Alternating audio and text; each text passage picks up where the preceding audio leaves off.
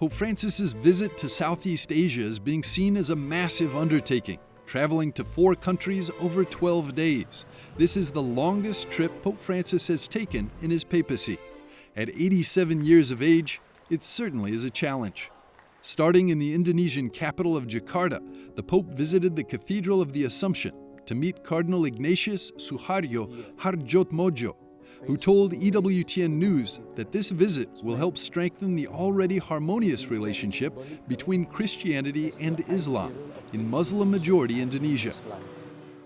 The Pope used the newly constructed Tunnel of Tolerance, which links the grounds of the cathedral to the grounds of the Istiqlal Mosque, one of the largest in the world that can hold 250,000 people. There, the Pope met with the Grand Imam, Nasaruddin Umar. Humanity is only one. After Indonesia, the Holy Father will fly east to the country of Papua New Guinea, or PNG.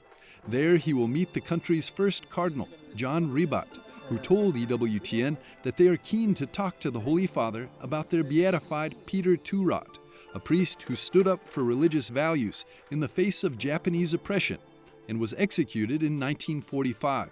They're hoping he will be canonized someday. PNG, a country that has seen brutal tribal violence recently, is hoping the Pope's message of peace will ring through to the various communities living here. While in Port Moresby, the capital, the Pope will meet with the Sisters of the Society of the Heart of Jesus, who care for street children, feeding them and giving them an education. 4 minus 3 equals to 1. Next, Pope Francis will fly back west to the new nation of Timor-Leste. The last time a pope visited here was St. John Paul II in 1989. There, the country's president, José Ramos Horta, will greet the Pope and tell him of the country's plans to forge a new path ahead. The Catholic Church has been here. He told EWTN News that the Catholic Church played a vital role in the country's survival during the Indonesian occupation.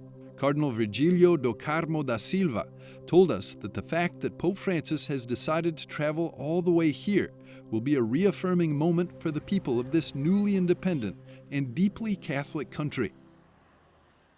Finally, the Pope will fly to the island nation of Singapore, the most affluent and wealthy nation on this trip.